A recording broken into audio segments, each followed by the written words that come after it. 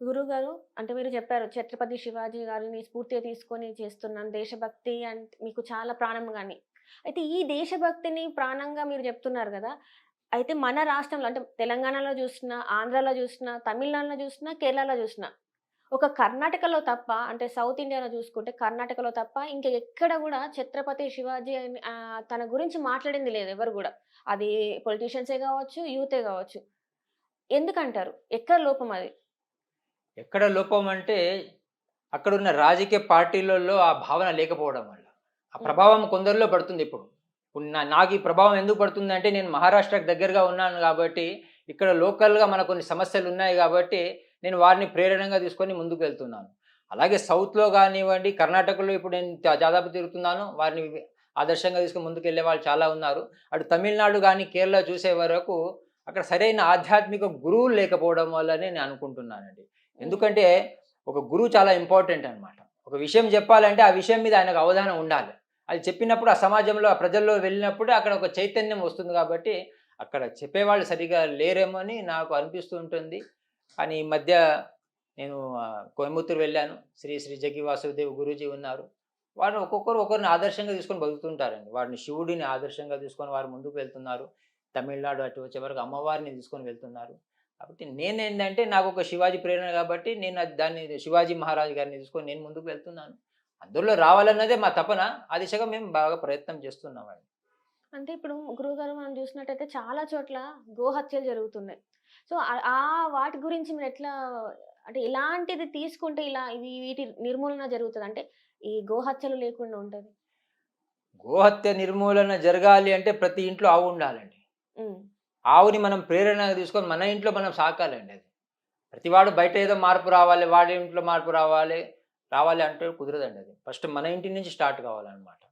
భగవద్గీత చాలా క్లియర్‌గా చెప్తుందండి. "ఉద్ధరేదాత్మనో ఆత్మానం నా ఆత్మానం అవసాదయేత్ ఆత్మ ఏవ హి బంధుః ఆత్మ ఏవ హి రిపుః ఆత్మన" అంటుంది. నిన్నెవరు ఉద్ధరించరయ్యా, నిన్ను నువ్వే ఉద్ధరించుకోవాలని చెప్తుందనమాట. ఉన్న స్థాయి నుంచి ఉన్నత స్థాయికి ఎదగడమే భారతీయత అనమాట. ఎక్కడికో ఎళ్ళాల్సిన ఒకప్పుడు మనమంతా కుటుంబ సభ్యులం కలిసి ఉండేవాళ్ళం. ప్రతి ఇంట్లో ఒక ఆవు ఉండేది. ఆవు ద్వారా వచ్చే పేడని మనము ఒక పంటలో వేసేసి దాని ద్వారా వచ్చిన పంటని స్వీకరించేవాళ్ళము. మనం స్వీకరించే ఆహారం అంతా ఒక ఔషధంగా ఉండేదనమాట. ప్రతి వాళ్ళు ఆరోగ్యంగా ఉండేవాళ్ళు. ఈరోజు ప్రతి వాళ్ళు ఆరోగ్యంగా ఉండాలి అన్నప్పుడు ప్రతి ఇంట్లో ఒక ఆవు ఉండాలనమాట. కానీ ఈరోజు ప్రతి ఇంట్లో ఒక కారు ఉంటుంది. కానీ ఈరోజు ఆవులు ఉండట్లేదు. కాబట్టి ఆ గోహత్య ఆగాలి అంటే ఫస్ట్ ఆ గోవుని ప్రతి ఇంట్లో మనం సాకాలి. మన ఇంటి నుంచే ప్రారంభం అవ్వాలనేది నా ఆలోచన అండి. ఇప్పుడు వాళ్ళు హత్య చేస్తున్నారు అంటే వాళ్ళకి అవగాహన లేకపోవడం వల్ల వాళ్ళు హత్య చేస్తున్నారు. దాన్ని ఆహారంగా స్వీకరిస్తుందంటే దాంట్లో రకరకాల కారణాలున్నాయి. భారతదేశం నుంటూ ఈరోజు లక్షల్లో టన్నులు ఎక్స్‌పోర్ట్ అవుతుంది విదేశాలకు. హ్మ్. ఎందుకంటే మనం పెట్రోల్ మీద ఆధారపడి ఉన్నామనమాట. ఆ పెట్రోల్ మనకు రావాలంటే ఇది మనకి వాళ్ళకి ఇవ్వాలి అగ్రీమెంట్ ఉందది. అందుకే ఇప్పుడు ఆగాలి అంటే ఫస్ట్ మన ఇంట్లో నుంచి ఈ కారు, ఈ వస్తువులైతే వెహికల్స్ ఉన్నాయో అవి మనమంతా బ్యాటరీ అటువైపు వెళ్ళాలి. వాళ్ళ నుంచి వచ్చే వాడకాన్ని మనం తగ్గించుకోవాలన్నమాట.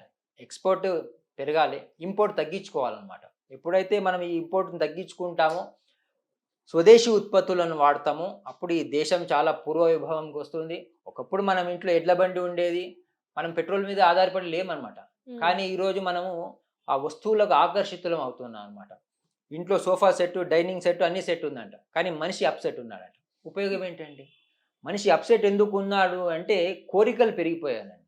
ఈ కోరికల్ని మనిషి తగ్గించుకోవాలనమాట. కాశీ వదిలేసి వెళ్ళేసి ఏదైనా వదిలి రామంటే ఒకడు వంకాయ వదిలేసాడు, ఒకడు బెండకాయ వదిలేసారు అంటున్నారు. ఫస్ట్ మనం వదిలేయాల్సింది కోరికలనమాట. కాబట్టి ఆ విదేశీ వ్యామోహం తగ్గించుకొని, ఈ స్వదేశీ పట్ల వ్యామోహం పెంచుకోవాలనమాట. మన ఋషులను మనం ఆదర్శంగా తీసుకోవాలి. కాబట్టి ఆ పూర్వవైభవం రావాలంటే గురువులు చెప్పిన మాట మనం వినాలే. శ్రద్ధగా వినాలనమాట. ఇప్పుడు మీరు చెప్తున్నారు దేశం మీద ప్రేమ రావాలి అంటే గురువులు చెప్పిన మాట వినాలి. ఈ దేశం మీద ప్రేమ రావాలంటే చిన్నప్పటి నుంచెల్లి పాఠశాలలో చెప్పాలి గదా! మన గురువులు. ఇప్పుడు అది చెప్తున్నారంటారా? మన దేశాన్ని ప్రేమించమని, మన దేశంలో ఇట్లా ఉంటది, మన దేశ సంస్కృతులు ఇలాంటివి అని జెప్పేసి మన పాఠశాలల్లో గురువులు చెప్తున్నారంటారా? అందుకే విద్యా విధానంలో మార్పు రావాలండి. విద్యా విధానంలో మార్పు రావాలి అంటే ప్రతి పిల్లవాడికి స్కూల్‌లో భగవద్గీత చదివించాలండి. ఒకటో తరగతి నుంచి ప్రతి పిల్లవాడికి భగవద్గీత చదివించారనుకోండి, వాడు తప్పు చేయడండి. విద్యా వినయ సంపన్నే బ్రాహ్మణే గవియస్తిని సునీచైవ స్వపాకే చ పండిత సమదర్శన అంటుంది. విద్య అంటే వినయం వస్తుందనమాట. ఈరోజు ఏం చదివిపిస్తున్నారండి ఈరోజు? పుస్తకంలో పని గ్రామర్ స్కూల్‌లో చదువుతున్నారండి. ఏం చదువుతున్నారంటే అంటే వాళ్ళు కేవలం సంపాదన గురించి చదువుతున్నారు. ఏదో ఈరోజు సంపాదించాలి, అమెరికా వెళ్ళాలి, అక్కడికి వెళ్ళాలి, విదేశీ వ్యామోహం పెరిగిపోయిందనమాట. కాబట్టి ఆ వ్యామోహం తగ్గించుకొని భారతదేశంలో ఉన్న వేదాలు కానివ్వండి, ఉపనిషత్తులు కానివ్వండి, బ్రహ్మసూత్రాలు కానివ్వండి, వేమన శతకం కానివ్వండి, అట్లా చాలా విషయాలు మనకున్నాయి ఈరోజు. ఎందుకు అంటే ఒకప్పుడు తల్లి వడి ఇంపార్టెంట్ ఉండే అండి. ఆ తల్లి వడియే బాలేదండి ఈరోజు. ఒకప్పుడు తల్లి జ్ఞానవంతురాలుగా ఉంటుండే కాబట్టి, ఆ జ్ఞానాన్ని ఆ పిల్లలకు పంచేదనమాట. మన ఇంట్లోనే ఒక పాఠశాలలాగా ఉండేదనమాట. హ్మ్. పోనీ ఈరోజు ఆ తల్లి వడి బాలేదంటే పోనీ బడికి వెళ్దామంటే, ఆ బడిలో కూడా ఏం చదివిపిస్తున్నారు అంటే, ఆ మెకాలే ఎడ్యుకేషన్ సిస్టమ్ ఏదైతే ఉందో దాన్ని ఆ ఇంగ్లీష్ భాష నేర్చుకోవాలి. వాడేదో ఇంగ్లీష్‌లో మాట్లాడితే వాడు గొప్పవాడయిపోతున్నాడు అన్నట్లుగా దాని మీద వ్యామోహం పడుతున్నారు కానీ, దానివల్ల నాకైతే ఉపయోగం కనపడట్లేదు. పోనీ అక్కడి నుంచి గుడికి వెళ్తే అక్కడైనా ఏదైనా జ్ఞానం లభిస్తుంది అంటే, ఆ గుళ్ళు కూడా ఈరోజు మనం మాక్సిమం చూస్తున్నాము వ్యాపార కేంద్రాలంగా మారిపోతున్నాయండి. దక్షిణ చెప్పడానికి ఇది నాకు బాధగా ఉంటుంది. ఎందుకంటే బ్రాహ్మణుడు అంటే ఏది ఒకప్పుడు పురోహితుడు అన్నారండి. పురోహితుడు అంటే పుర అంటే ఊరండి. హితుడు అంటే ఆ ఊరు హితం కోరేవాడనమాట. బ్రాహ్మణుడు అంటే ఆ ఊరి యొక్క హితం కోరేవాడే. కానీ ఈరోజు అలాంటివి కొన్ని సమస్యలుగా ఉన్నాయి నాకు అనిపిస్తుంది కాబట్టి, మార్పు మన ఇంట్లో నుంచే రావాలి. ఆ తల్లి నుంచే మార్పు రావాలి. ఒక ఛత్రపతి శివాజీ తయారయ్యారంటే ఒక జీజాబాయి గొప్పతనం అన్నమాట. ఆ తల్లిలో ఆ కోరికలు ఉండేయి కాబట్టి, ఆ పుట్టబోయే వాడిలో కూడా అదే కోరికలతోని పుడుతూ ఉంటారండి. హ్మ్. కాబట్టి మనం దేనికైనా ఒక ముహూర్తం అనేది ఉండేదండి ఒకప్పుడు. కానీ ఈరోజు ఏమీ లేకుండా పోయిందండి. ప్రతి విషయంలో మనకు చాలా ఇబ్బందిగా ఉంది. చెప్తూ వెళ్తే మెయిన్ యువకులలో మార్పు రావాలి. సంజీవయ్య పార్క్ కానివ్వండి, ఇందిరా పార్క్ కానివ్వండి ఏది ఖాళీగా ఉండట్లేదండి. ఏదో ఆ సినిమాలు చూసేసి ఈ లవ్, లవ్, లవ్ అనేసి వాలంటైన్స్ డే అని దాని మీద పడుతున్నారే కానీ, బర్త్‌డే సెలబ్రేషన్ చేస్తున్నారు అంటే దగ్గరికొస్తున్నామండి. What is the purpose of life అంటే చాలా మందికి తెలీదండి. కేవలం ప్రతివాడు నీకు లవర్ ఉన్నాడా? నాకు లవర్ ఉన్నాడా? అని ఈ డిస్కషన్ తప్ప, నువ్వు మహాభారతం చదివావా? రామాయణం చదివావా? భగవద్గీత గురించి తెలుసుకున్నావా? అనే డిస్కషన్ ఎక్కడ కనపడట్లేదండి. కాలేజెస్ పేర్లు మంచి మంచి పేర్లు పెట్టుకుంటున్నారు కానీ, మార్పు కాలేజ్ నుంచి విద్యార్థుల దగ్గర నుంచే రావాలండి. మీరిప్పుడు చెప్పారు కదా! బర్త్‌డే, వాలంటైన్స్ డే అని. అట్లనే రీసెంట్‌గా మదర్స్ డే చేశారు. అట్లనే ఫాదర్స్ డే చేస్తున్నారు. విమెన్స్ డే చేస్తున్నారు. ఈ ఒక అమ్మకి, నాన్నకి ప్రత్యేకమైన ఇలాంటి ఒక రోజు అవసరం అంటారా? భారతీయులకు ఇవన్నీ అవసరం లేదండి.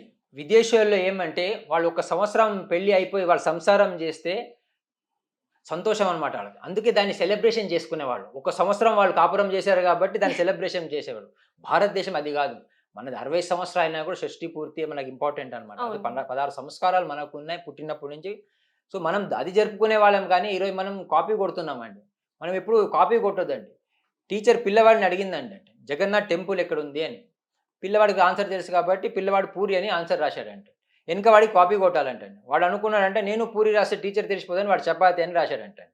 ఈ 2 పేపర్ ఆన్సర్ టీచర్ దగ్గరికి వెళ్ళిందంట. టీచర్ కూడా ఆన్సర్ తెలియదంటండి. టీచర్ అనుకున్నదంట పూరి అయినా, చపాతీ అయినా గోధుమ పిండితోనైందని ఇద్దరికి 100 మార్కులేసేసింది. మనం ఇప్పుడు జీవితంలో కాపీ కొట్టొద్దండి. అనుభవించాలన్నమాట. భారతీయులు భారతీయతనే అనేదే అనుభవించేది. ఆధ్యాత్మిక అనేది అనుభవించేది. అనుభవించి చెప్పేవాడే గొప్పవాడన్నమాట. కాబట్టి మనం విదేశీయులు వాళ్ళేదో చేసుకుంటున్నారని మనం దాన్ని చేసుకుంటూ వెళ్తే ఇది మన ధర్మానికి మంచిది గాదు. కాబట్టి మనం ధర్మానికి మంచిది అంటే మనం గురువులు చెప్పిందే వినాలండి.